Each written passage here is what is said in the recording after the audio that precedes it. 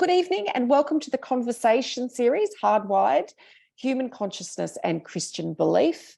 Most of you would know already that my name is Sarah and I'm the Program Director for ISCAST. But before we begin, I would like to acknowledge the traditional custodians of the lands upon which we meet and to also recognise the countless injustices suffered by Indigenous peoples across the world throughout history and today.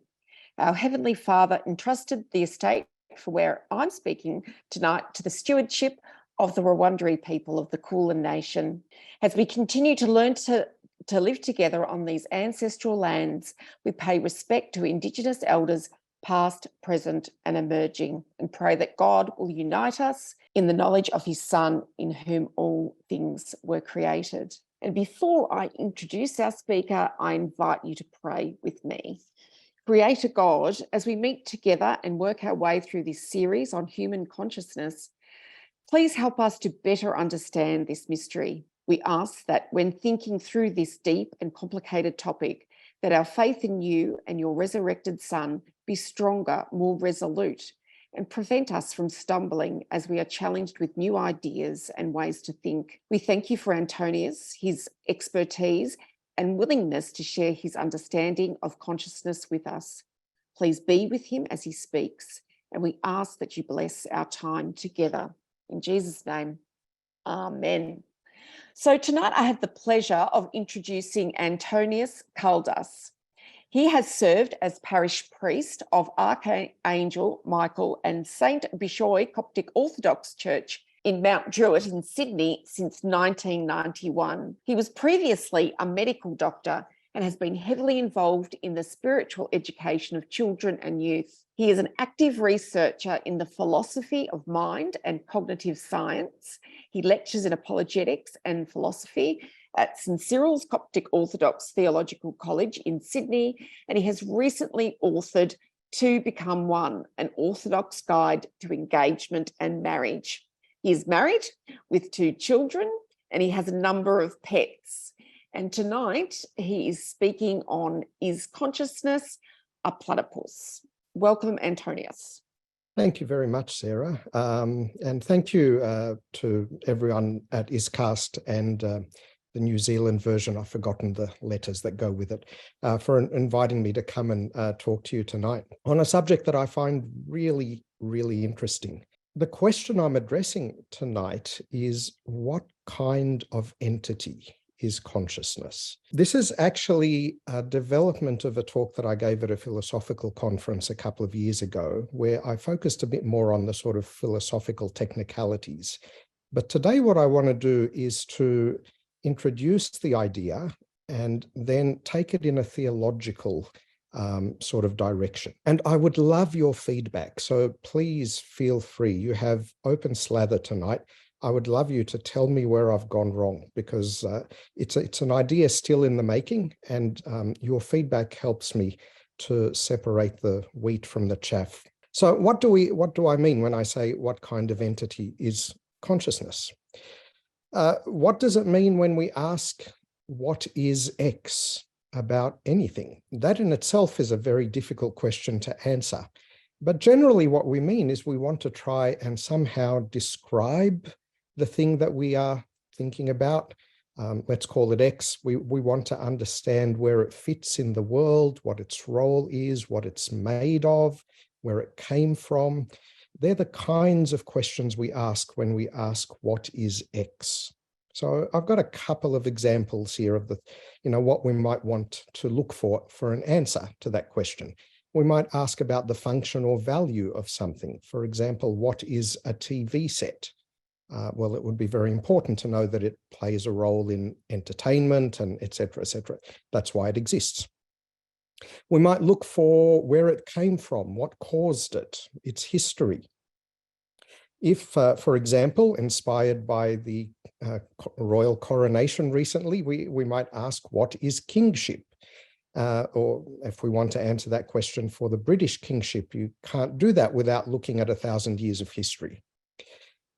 We might reduce the thing or try to reduce the thing to try to understand it. So what is rust? And there we would look at the brown substance that we call rust. We might want to scrape some off, put it in a test tube, add various chemicals, see what things emerge from those reactions. And by reducing it to its constituents, we would work out, for example, rust is made of iron and oxygen. Or sometimes we work out, or we answer that question of what something is by locating it or situating it against other things that we're familiar with. And this, of course, is one of the chief ways we know what living beings are. We have, for example, if we ask what is a platypus, well, then we sort of try and locate it within a tree of life. And that's how we know what a platypus is. So in the world, one of the chief ways that we know what something is, or answer that question, what is X, is to locate it against that background, that structure of other things that we already know. When we're talking about living creatures, then what we do there is we use the tree of life. And this is how basically it works. First, you find the new entity, the new living creature. You then examine the creature and you catalog as many characteristics of it as you can. What does it eat? What kind of blood does it have? Does it have fur? Does it have eyes? How many legs? Does it have a skeleton? Those kinds of things.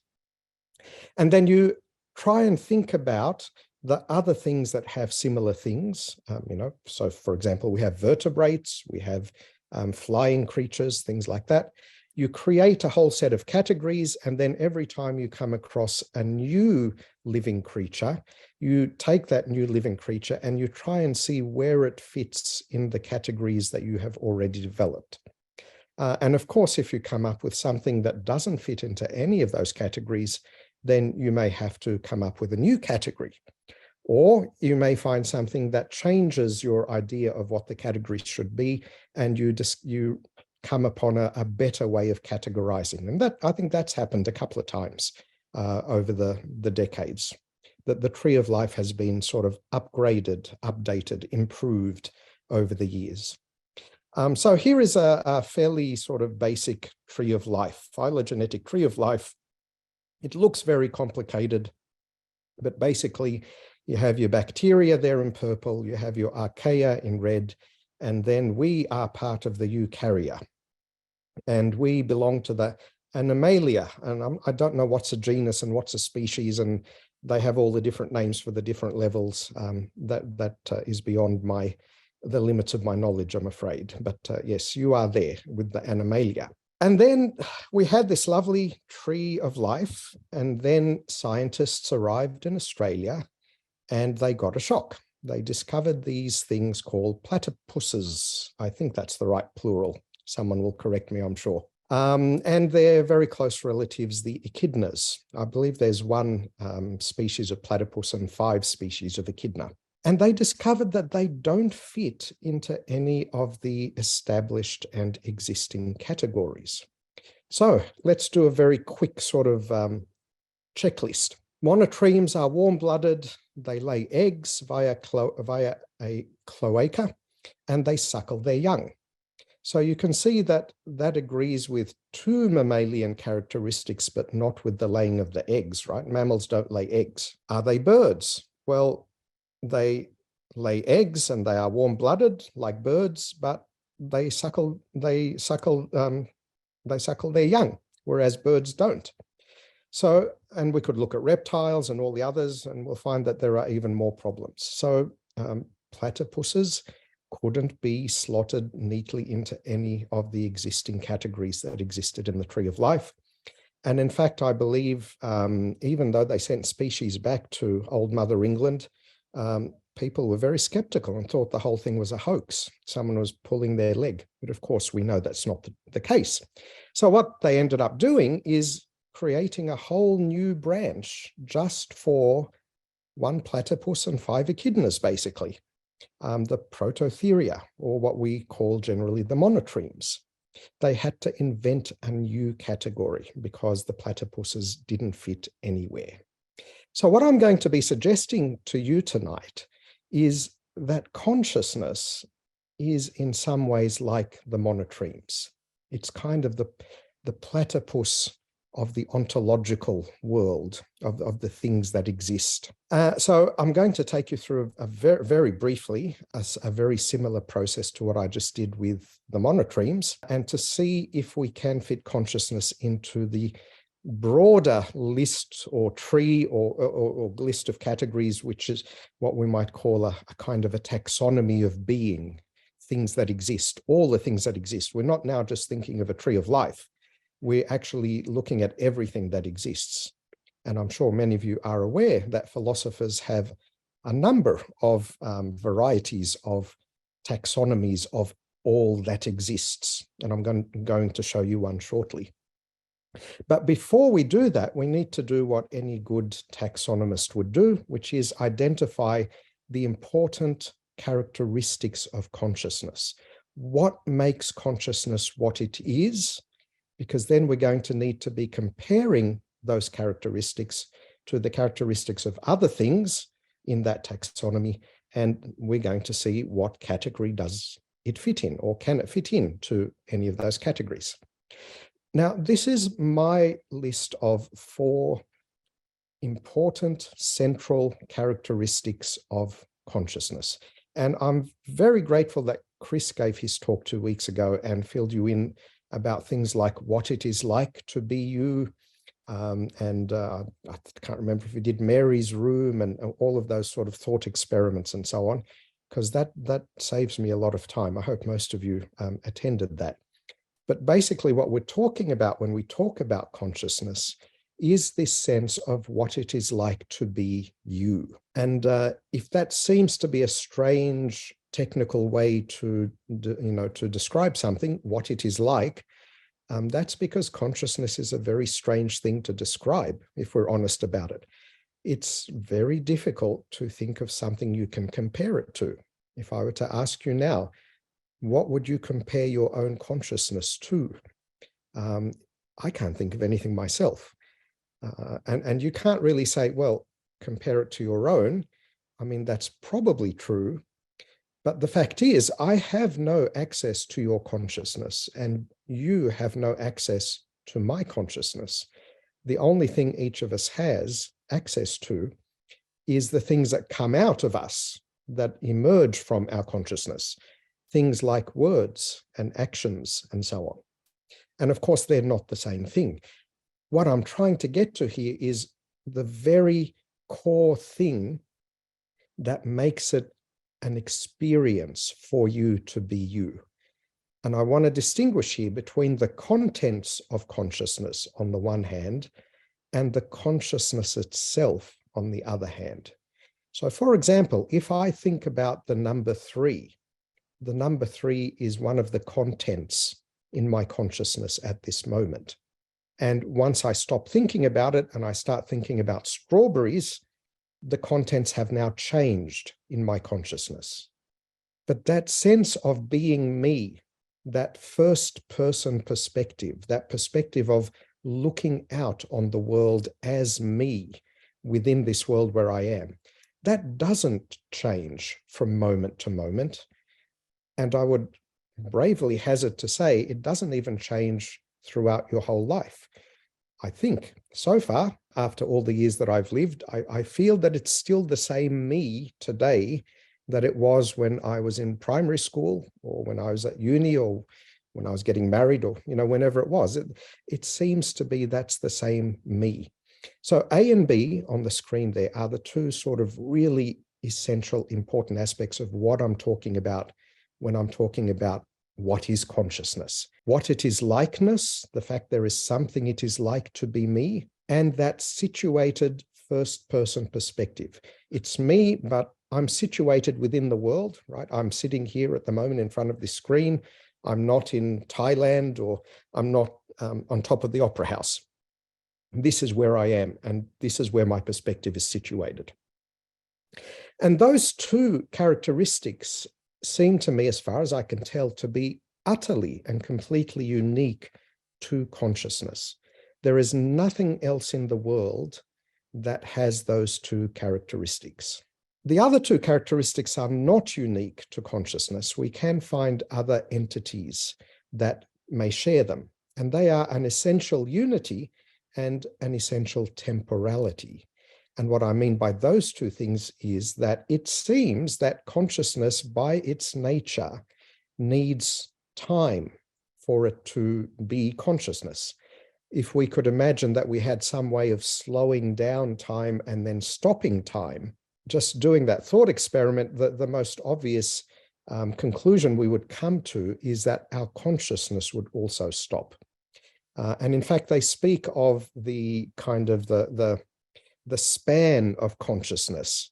And that's probably more related to the content of consciousness, in that we don't experience a kind of a infinitely small point in time.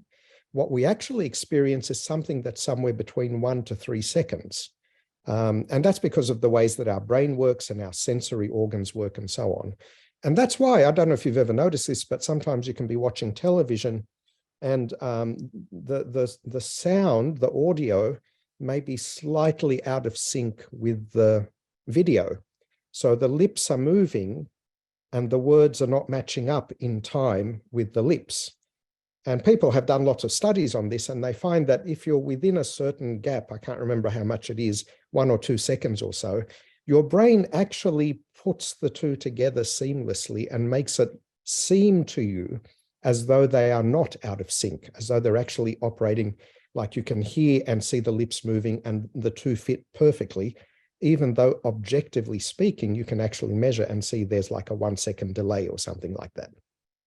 So that is another one of the reasons why consciousness seems to be, it seems to have a little span of time around it all the time. It operates not at an instant in time, but over a little span of time.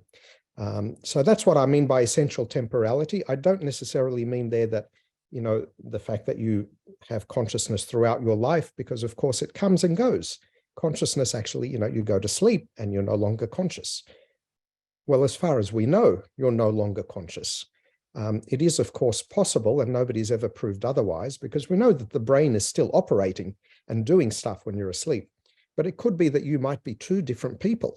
There might be a waking you and a sleeping you. And there is some kind of a barrier in your brain that stops the waking you from knowing anything about the sleeping you, and vice versa. Who knows? Maybe when you go to sleep tonight, the sleeping you will somehow get a little, you know, memory in a dream or something of what I said, and I don't know. Anyway, I won't speculate there anymore. The essential unity of consciousness is also very important, in that although you may be experiencing many different items at any one time, you may be looking at 16 pieces of on a chessboard, and seeing all the 16. Or you may be listening to a symphony while tasting a delicious strawberry at the same time. Although the contents may be multiple, the experience at any moment in time is unitary. There is only one experience of multiple contents. And that is, I think, tied to that first-person perspective. You can't divide a first-person perspective into two, because then you have two first-person perspectives, and they're individual, they're separate, they're different people. To be a person means to have this essential unity. So they're the characteristics that we're going to sort of use as our guide, and we're going to measure them against the other things on the tree of existence that I'm about to show you. And I think this is important because many people speak as though the question of where consciousness fits in the world has already been answered satisfactorily. But the very fact that people have put it in so many different categories suggests that it hasn't been answered, that the problem hasn't been solved.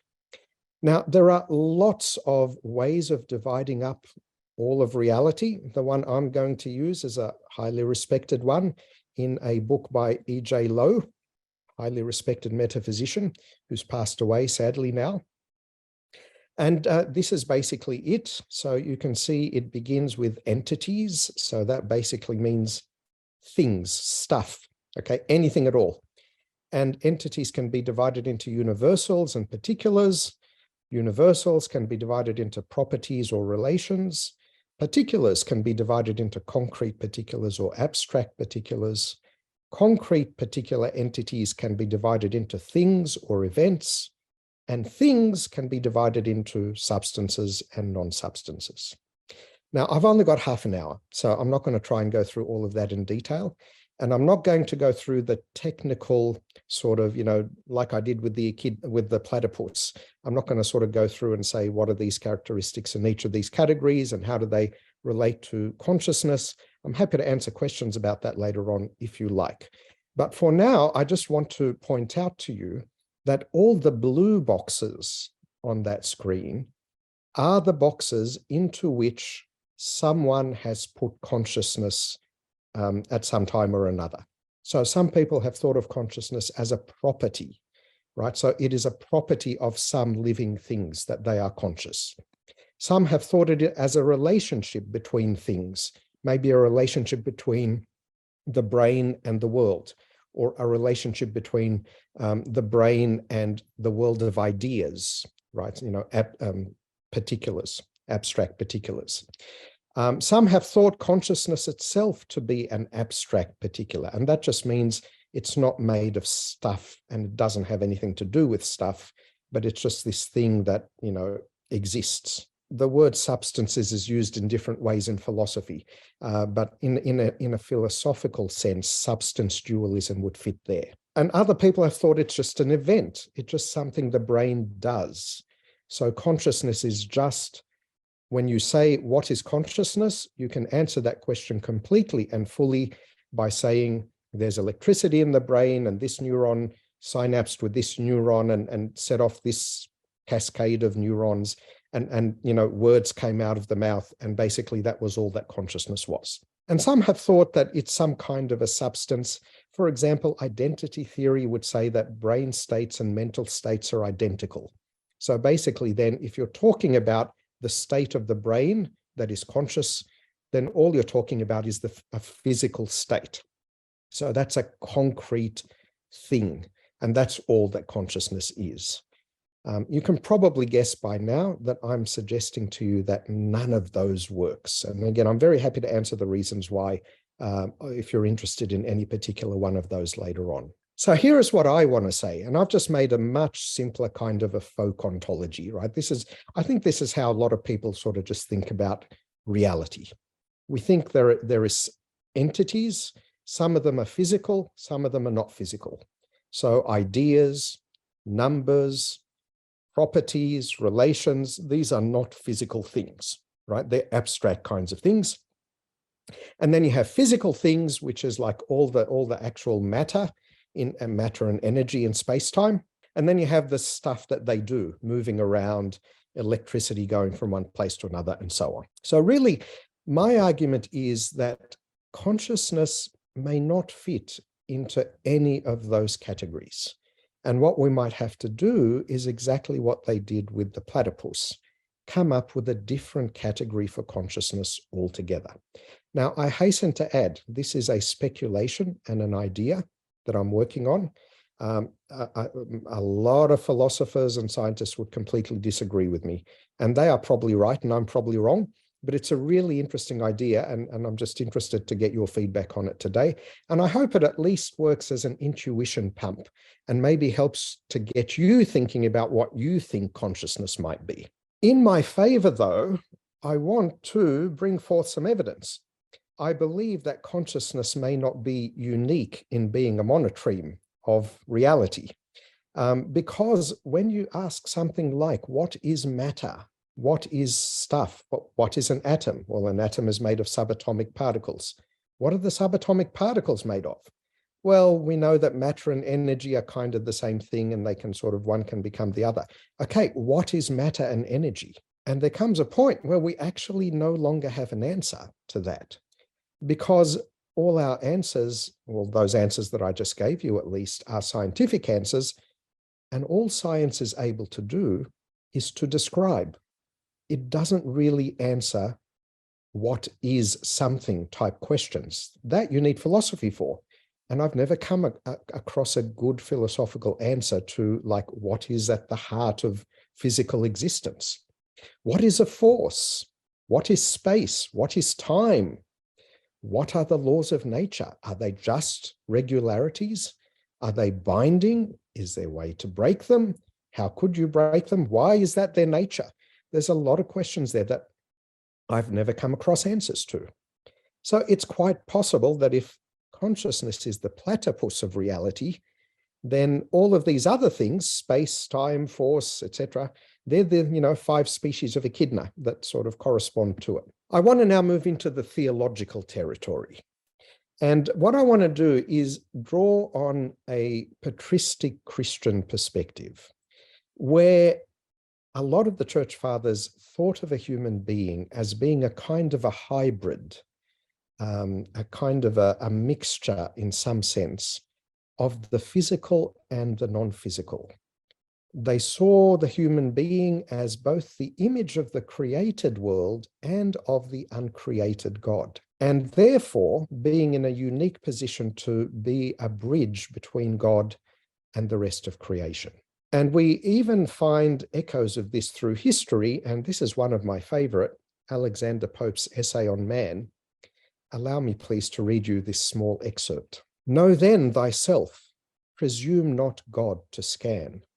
The proper study of mankind is man, placed on this isthmus of a middle state, a being darkly wise and rudely great, created half to rise and half to fall, great Lord of all things, yet a prey to all, sole judge of truth, in endless error hurled, the glory, jest, and riddle of the world.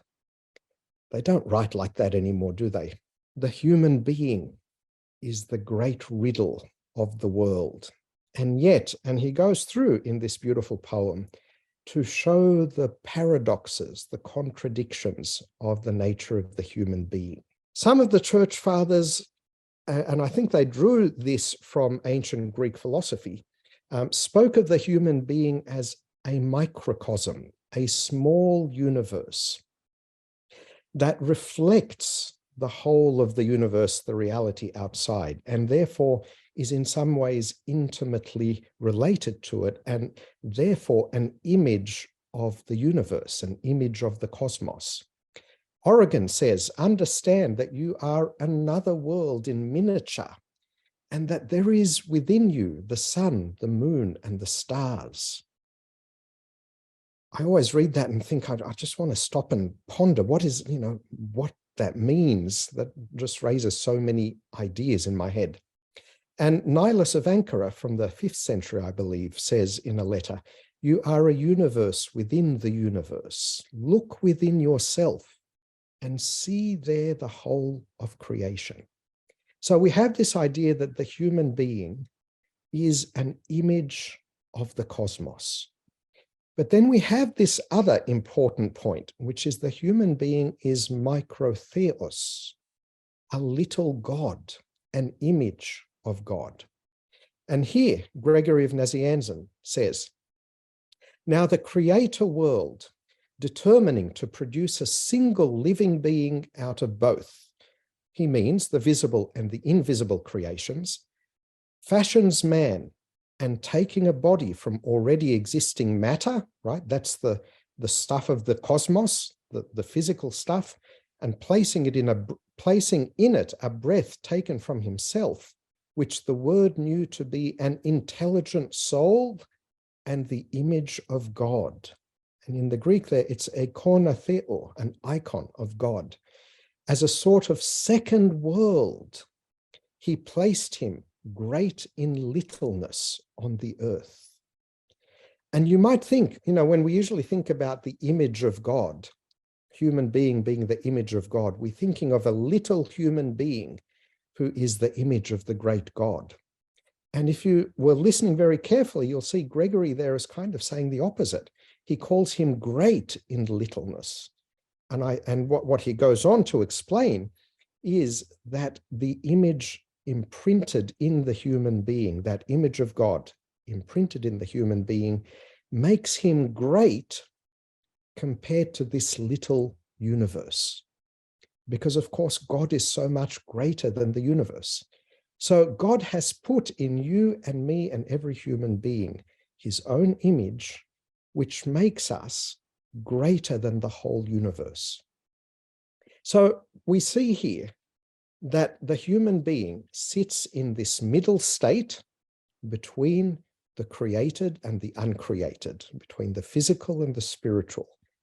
And Kaldas Ware says, each of us is not simply imago mundi, the image of the world, but also imago Dei, image of God. Each is a created reflection of the uncreated deity, a finite expression of God's infinite self-expression. Now that should make us feel pretty good about ourselves. But what I want to draw from this here is that if God is unintelligible to us in his essence, if we cannot know the reality of God as he really is, and if we cannot know the reality of the physical world, of the cosmos, as it really is, and if the human being is the image of both God and the cosmos, then perhaps we should apply the same sense of mystery, admit the same limitations to our knowledge as we do towards God and the foundations of the cosmos. And this is what you might call an apophatic approach. So the category that I want to create for consciousness in that taxonomy might be called the things that are apophatic. And the word apophatic comes from apo, meaning other than, and phanai, meaning to speak. So roughly it means denial. Apophasis is denial. So an apophatic understanding of God or of anything else is to understand by denying, by saying what it is not. And the opposite of it is cataphatic, which is to say what it is. So of course, a cataphatic description of God would be to say, God is good. We are definitely identifying what God is. An apophatic description of God would be to say, God is, for example, infinite, right? So what we're saying is you cannot have limits on God. We are denying something positive about God. That would be, there are limits upon him. And when we deny that, we kind of leave the infinite space of knowledge of things that aren't limited open for God being what he is. And so if human nature is the mirror of both God and the cosmos, then we should be apophatic about consciousness. Now, this is just an introduction to a direction that might or might not bear fruit. It raises, again, like Neil last week, many more questions than it answers. For example, what might an apophatic theory of consciousness look like? How would we flesh it out? How would we put it into words? What would it mean for our understanding of the cosmos as a whole? So, for example, if it is correct, then it would be a good argument against things like materialism, that only material things exist, especially about human nature, or scientism, that the only things that are true are those you can arrive at by the scientific method, right? If there are things that are genuinely apophatic, and if they're as close to us as our own being, our own self, then both of those things would have to go out the window. And what would it mean for our own understanding of who we are, our value, our purpose, our place in this cosmos, what we are meant to do in this life? So I want to give you one last quote from Kaldas Ware, who's basically summarizing Maximus the Confessor, who I think Doru is with us today. I know that Doru and Maximus are great friends. He loves him very much. Our role as mediators, says Kaldas Ware, however, is not limited to reconciling earth and heaven, the physical and the invisible within the created world. We also have a higher task, to unify the created with the uncreated, the supreme and ultimate aim of every human person, mediating between the extremes, drawing them all to unity within himself, and so uniting them all to God. Thank you very much. So that's where I'm going to stop. I hope I made it within the time limit. And that's my email. If you sort of run out of time and you want to tell me something, please do feel free to take it down and drop me an email. Thank you very much. Thank you very much, Antonios. That was an eminently clear explanation. Thank you. Whether or not you're right, well, let's discuss that.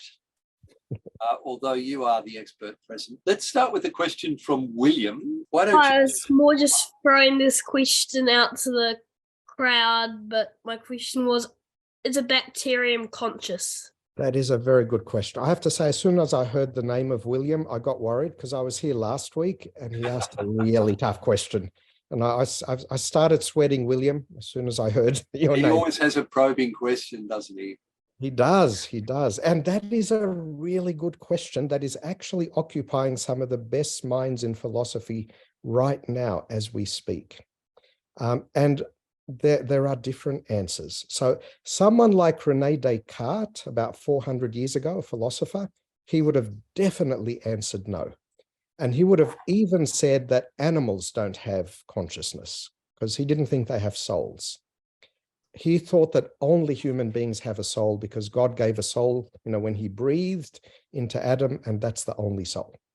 Most people today, I think, would disagree, and they would think that consciousness comes somehow in levels. You can be more, or species can be more or less conscious, not in the sense that like the consciousness itself is more or less, but in the sense that what I can be aware of is much more than what a bacteria could be aware of, right? So I have eyes, ears, nose, I can smell lots of things, I can count, I can think of words. A bacteria can't do anything like that. So if it is conscious, then its consciousness will have very, very simple content. And we couldn't even imagine what that would be like. There are people who go even so far as to say that consciousness may just be a basic property, a basic thing of matter, that even atoms might in some way have a really, really simple consciousness, molecules. And if that's the case, then yes, bacteria would be conscious in some sense. But not only do I have no way of knowing what it would be like to be a bacteria, I have no way of knowing what it would be like to be William. For all I know, what William experiences might be utterly different to what I experience. And there's no way for us to actually work that out. And I think, again, Chris mentioned that 2 weeks ago, the problem of, what I see as green, you may see as red, but both of us call it green. And there's no way for us to know that. So it's a great question. I really have no straightforward answer, and I have no way of telling you how I think it could even be answered. But maybe you'll come up with something, William. Thank you, William, for the question. So you've quoted philosophers, theologians, and poets who were writing before we understood so much more about the world and about how the brain works. So given that we've now got so much more information today, can we ascribe any insight at all to what they were saying long ago? Or to put it more positively, how do we identify the things that they were saying that remain valid in light of the extra information we now have that they didn't? Yeah, great question. Thank you. I'm glad it wasn't a question about AI. Yeah, look, here, and again, I'm fairly confident in saying this. Around the middle of the 20th century, there was a great confidence that we would soon crack the mystery of consciousness through scientific methods, right? Because basically all it is the brain doing stuff. The more we understand the brain, we will get closer and closer, and one day we'll crack it. We're about 70 years down the track from that. And the remarkable thing is that there are far fewer materialists about consciousness today than there were 50 years ago. And it's shrinking rapidly. And what that tells me is that the more we have learned about the brain, the more it has become apparent that studying the physical brain is not going to answer this question, and that therefore those ancients and medievals and so on were actually onto something when they thought that consciousness was something complex. Now, I'm sure there are things that they said that today we could look back and sort of explain, but mostly that would be about things like, memory. How does memory happen in the brain? I had a little old lady. This is one of my favorite stories. I apologize if I said it last time, but a little old lady came up to me after church one Sunday, very worried, and said to me, "I couldn't sleep last night, Father." And I said, "Why?" She said, "I kept thinking, where does my soul go when I fall asleep? Does it disappear? Does it cease to exist?" And we now have an answer to that, right? We can scientifically answer that question, that there are different systems in the brain and there are parts of the brain that mediate physiological consciousness and so on. That kind of thing, I think, yes, we know a lot more about today. The thing I was talking about today, the very essence, the nature of consciousness, that what it is likeness, I think it's becoming more and more apparent that that is not going to be answered. And the ancients had a much better, I won't say a better grasp. They understood how difficult that question was to answer, as well as we do, let me say that. We'll go on to Richard. You can read in the chat. I've asked for a comment, please. First of all, that was very interesting. I'm following as best I can. Please comment on this one, the difference between self-awareness and consciousness. And the second one, persons with multiple personalities. I've just actually watched a movie on that and spoken to a person who's been looking after people with multiple personalities. And she told me that one of the women who was going on holiday, she asked her, which of your personalities would you take? She had many. She said, would you take Yvonne? No way, I wouldn't take that one. Well, the point is that she seemed to be aware that she had other personalities, which I find extraordinary. I'm just wondering whether you've got some thoughts on those two questions. Sure. Look, again, consciousness is a word worn smooth by many definitions. People have used it in lots of different ways. Self-awareness, I think, would generally be more, and correct me if this is not what you're talking about, it would be more about when I become self-conscious that I'm doing something. So, for example, while I'm talking to you normally, I don't have the thought in my head, I am talking to Richard, right? But if for some reason, I ask myself, oh, was I supposed to be doing something else? What am I doing at the moment? Now I have a kind of a second level of thinking that reflects back on the first level, if that makes sense. Or if I eat a strawberry, right, I could just eat it and enjoy it. Or I could introduce a second level of self-awareness. That's what I would call self-awareness, where I am aware that it is I, like I could even put it in a sentence. I am now eating a strawberry and enjoying it. So that's what I would generally reserve the word self-awareness for. Consciousness need not be reflective upon oneself in that way. There are times when we say, I lost myself in that novel, right? So, I wasn't even thinking, the thought never entered my head, I am reading a novel. All that was filling my consciousness was just the novel. That's like a single level of consciousness. It need not reflect back. As to multiple personalities, that is fascinating. I'm not an expert there, but I have done a little bit of reading on it. And my understanding is you have a single person, a single consciousness, self. And remember, I made that distinction between contents of consciousness and the consciousness itself. So the personalities, the multiple personalities, are just clusters of content, if I can put it that way. And it's not, it is different in some important ways, but it's not that different to, my fatherly voice when I'm getting my kids in trouble, as opposed to my cute voice when I'm playing with a baby, right? They're two very different personalities, but they're still the same person. They're a little further apart than that in multiple personalities, but that's basically what's going on from my understanding. Now we'll go to Matt. It's a very meaty question. So I've been looking forward to Antonius's talk the whole time since this was all organised. Antonius, I've got a two-part question I'd really love your feedback on. I really like how you're getting at a crazy idea here. I think you're taking Chalmers' advice that we need a few crazy ideas before we're really going to get a beat on consciousness. So I would like to add a crazy idea to your crazy idea and see if we can get two crazy ideas. The first part the part of my question is, I think why consciousness is so difficult for Western science is because it presents a paradox of self-reference. That is, that it's a unique conundrum where it's the first instance that I can think of where a phenomenon is attempting to understand itself. So it frustrates the Western mind, which doesn't sit well with paradox and self-reference. So I really appreciate what you were saying before about the nature of paradox when it comes to understanding consciousness. And I think there are good theological implications here. Because I've said something similarly crazy in my own thesis work, where I suggest that science falls flat when it's attempting to understand the mind, because it has no way of actually handling paradoxes of self-reference. So what are your thoughts about beginning scientific inquiry itself anew, which is based on a different methodology in kind of a non-dual logic, which actually embraces paradox and self-reference? I've got a second part of this question as well, but if you think that's enough to spark a good question or a good discussion, I'll leave it there.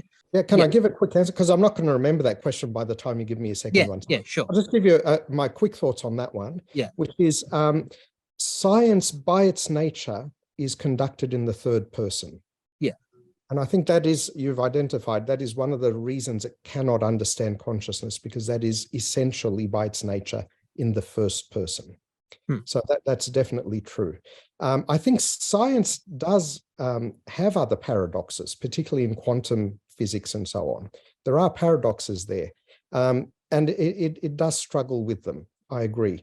But there's a whole field in the field of logic, of kind of non-classical logics that you probably come across, I'm sure, that have ways around and ways of dealing with paradoxes. Certainly, I haven't seen them applied to consciousness. I'd be fascinated to see what that would look like. I'd really implore you to look at the phenomenological angle here, because I brought this up last time we talked, because it pursues a similar platypusy idea that you've just presented. It flips the script on Western metaphysics by suggesting it's not about seeking a causal understanding of how consciousness is part of the natural world, but rather what it means for something to even be real at all is how it manifests or appears to someone for whom it's meaningful. So I think that really ties in to some of your ideas in the Church Fathers and even Kabbalah and Jewish mysticism. The consciousness isn't a thing, but it's a deep immersion in being itself. It's like it's an opening or a fissure in the very fabric of being. And that's really profound theological idea. And that's the end of my question. Yeah, and look, there's a whole branch of philosophy, continental philosophy, that includes the phenomenological tradition that does take that kind of approach. I really don't I've only dabbled in it a little, so I don't know a lot about it. I am fascinated by it, though. One day I hope to explore it a little more deeply. And as Chris mentioned in his talk a couple of weeks ago, people take that idea as far sometimes as saying that the only reality is your own experience, or at least that is the foundation of reality. Somehow consciousness makes the cosmos. Yeah, they're fascinating ideas, but you're right, they're not popular in Western analytical circles. We'll go on to Graham.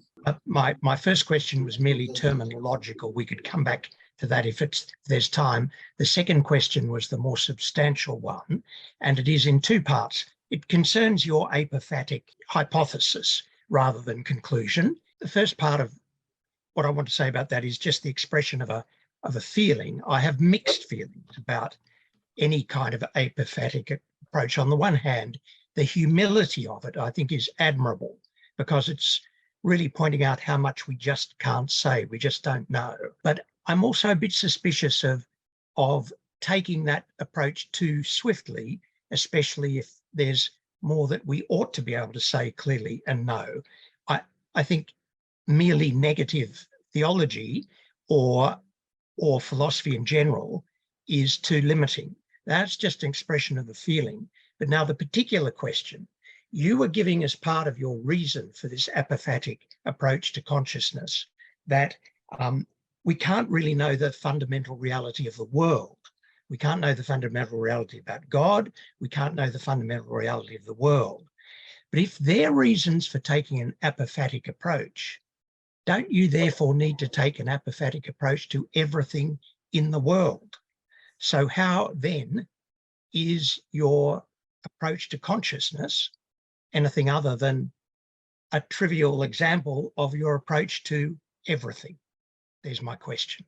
Yeah, look, that's a great question. And on your first point, I agree with you. I think there's a golden mean between the negative and the positive, and often the art is to find it. On your more substantial question, I don't think that necessitates that. What I'm really arguing is that we can know a lot of things about God. We can say things about God, and they will be true, but they'll only be true in a very limited sense. And you soon come up to a boundary beyond which you can say no more. The same can be said about the world.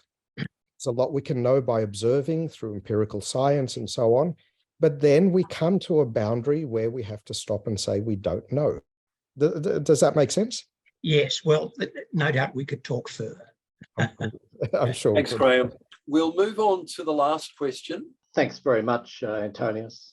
Sorry, I'm not being very coherent, but one thing that occurs to me is people do struggle with scientism, but another danger we sometimes get is God being presented in a way that makes very abstract. I mean, it's very well to talk about God as being God as love or whatever, but it seems to miss the essential essence of it. And it does seem, I really like your approach. I think it actually manages to say, well, God's not purely material. You know, if we're the image and likeness of God, and what seems to be most important about us, it's not our material composition, and we're not just abstractions. So it sort of seems to line up with a very Christian approach to God, which says that perhaps the best analogy that we can draw with God is actually a conscious being, and in fact, God as in the presence of Jesus, I guess, as a conscious human being. Anyway, sorry, I'm struggling to communicate, but I think the essence of it is that we do need to have a classification of God and of human beings, which actually says, well, there's something here which is actually quite special, that's more than material, and that is not just abstract. Yeah, no, I totally agree with you. You remind me of that famous quote of St. Augustine's. I can't remember the exact words, but it's something like, "Long did I seek you, my Lord, all over the place." He didn't say that. "And all the time you were within me." And sometimes when I read that, I think, yeah, that sort of the fact that I am conscious is in some ways a way of touching God, because it is that immaterial, impossible to define thing, which after all is what God is. He's immaterial, impossible to define. Maybe that is one of the ways that we kind of touch God. It occurs to me that the things that are hardest to define are actually things that are closest to us. I mean, consciousness is something very close to us. And I remember there was a conversation I was having on Sunday, and it was along the lines of someone basically denying there was right and wrong, really. And I sort of said, well, we can argue about what is right or wrong, but we sort of know there's right and wrong, really. But it's something we find hard to pin down in words, just why that is so, but it's actually deep. Thank you, Mark. My first question was simply the use of the word entity. As you're probably aware, the word is variously used by various philosophers, and some philosophers would not put it where Lowe puts it in his metaphysical table. They would interchange his entity for his things. So they would use the word entity for a much more specific kind of existent, what are things on his table, and have something much vaguer up at the top. And because I'm more used to that sense of entity in discussion, I was a little worried at first by your use referring to consciousness as an entity. Now that needn't matter at all. It's just a question, of course, of everybody being clear how the word is being used. But you would be aware of those possible variations, and I'd just say I'd encourage you to keep that in mind in different contexts, particularly philosophical ones. For sure, yeah. And there's lots of other schemes apart from Lowe's, obviously. Yeah. So absolutely. Yeah. Thanks, Graham. Now, I think William's got a question. My question is, maybe consciousness is a combination of two or more different concepts that are actually not one, and that we can't that we just can't understand them both together as one? Yeah, gosh, I'm very impressed with your level of thinking, William. In my more technical version of this talk, that is actually one of the issues I address. I raise exactly that same question. What if consciousness kind of straddles, two or more of those categories in some way? But it's very hard to see how it does. And if you have an idea, which two it would straddle and how that would work, there are very few things that fit in more than one category that way. And then the other thing that I'd want to say is that particularly that first person perspective makes it very difficult for consciousness to fit in any of those, really. And then the last thing I'll say to you is, even if you can squish it into one of those, one of the most famous ways of thinking about it was René Descartes, the guy I mentioned before, and he called it substance dualism, that consciousness is, or the soul is, a different substance. So a human being is made of a physical substance, right? That's your body. And then you're also made up of this thing called the soul, which is still a substance, but it's not made of atoms. It's not made of stuff. And that would fit it into one of the categories, right? That would fit neatly into one of the categories. But the problem is, once you say that, there's a whole lot of other problems that arise. Like, for example, how does the soul change your brain, right? Does it, if the soul wants to change a thought in your brain, does it actually stop some cells from firing and start other cells firing? Does the soul have the ability to actually start a cell firing without it being struck by another cell or getting a signal from another cell? That would make our brains have miracles happening in them all the time. The laws of nature would be being broken all the time. And as far as we can tell, when we look at the brain and how it works, that never happens. So, even if you manage to squish it into one of those categories or two of those categories, you always have these other problems that seem to stop you from being happy with that answer. So it's a very difficult project you're suggesting. But again, if you come up with a way of doing it, I'd be really interested to hear it. Daniel's got a question, and then Sam's got a question. Hi, thank you so much for your talk. My question is about free will. Do you think, what is your view on the relationship between free will and consciousness? And for example, do you think that something without free will could be conscious? Wow, these are hard questions. I feel more than I can prove that there is a very close connection between the two. I have difficulty conceiving free will without consciousness. I can't imagine what that would be like or how that could be possible to be free. And that's going back to Neil's talk last week, right? I mean, if we somehow came up with an AI that's had some kind of free will, would that necessarily mean it would be conscious? To me, I actually feel it would be. The problem is, I don't understand free will. I can't explain free will itself. And I don't understand consciousness. Maybe that's why I think they're closely connected as well. I don't know. Is it possible to be conscious without having free will? Again, I'm finding it hard to imagine that. Right? Even if you're not free to ever act or whatever, at least somehow in thought you would be free, kind of thing. You know what I mean? Even if thoughts were being forced upon you, the very fact of being conscious seems to me to reserve some little core of your being that is still you and nothing else. But yeah, it's a really tough question, Daniel, and my answers are probably not helpful at all, but that's because I really don't know what I'm talking about. Well, let me point you to the chat where both Matt and Graham have made comments about free will and consciousness worth reading. Sam, why don't you ask a question, and we'll probably have to wind up. Yeah, I sort of had two directions of thought on my question of almost a Russian nesting doll of consciousness. First, I think is less contentious is going upwards. People like Hegel and a few of his contemporaries use this language of the zeitgeist or geists or spirits as a language of in some sense, a collective consciousness. I think modern people have tended to strip out the mysticism and call it culture.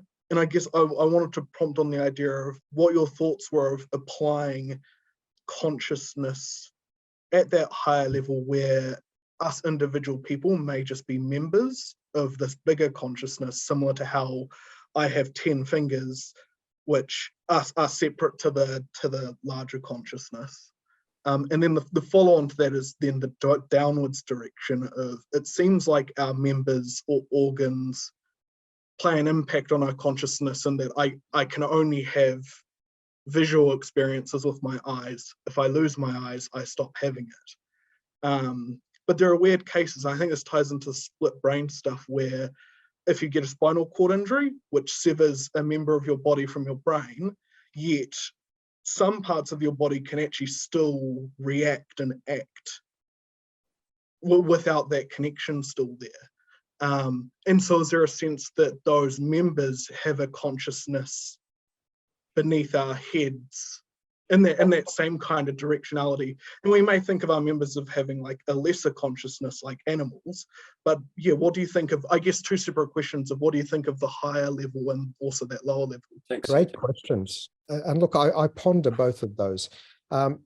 Looking upwards, of course, this is not a new idea. A little under 2,000 years ago, Plotinus, the Neoplatonic philosopher, said pretty much what you said. There is a world soul, and each of our souls is just kind of somehow part of that world soul.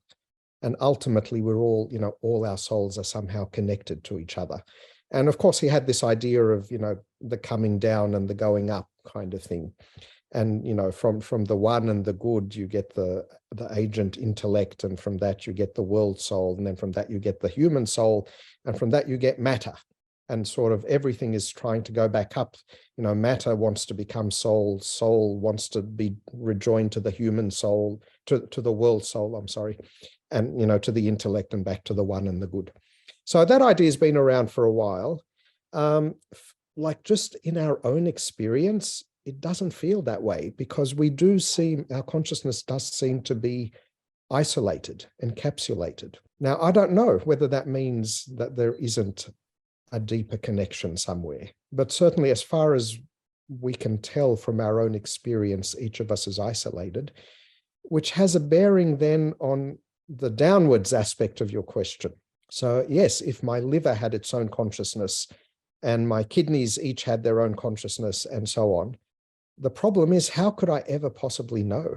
As Chris was telling us 2 weeks ago, I can't even know that you're not a philosophical zombie, right? You might just be acting like you're conscious, but you're not. And there is literally no way for me to know. So that's the downward question, is one I think we could never answer unless we had some way of identifying the presence of consciousness. And as far as I can tell, that not only do we not have that, we have no idea even as to how to start going about finding a way to do that. By its very nature, consciousness is first person. It's only available to the subject.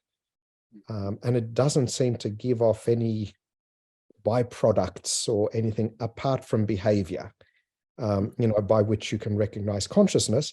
And the behavior can be produced by other things like artificial intelligences or, whatever. So it just seems to be an insoluble problem, and we may never know. And on that note, I might wind up by saying I hope you all share with me the sense that it's been an invigorating and interesting conversation yet again. Thank you so much, Antonius. Let me invite Jackie. Jackie, would you pray for us?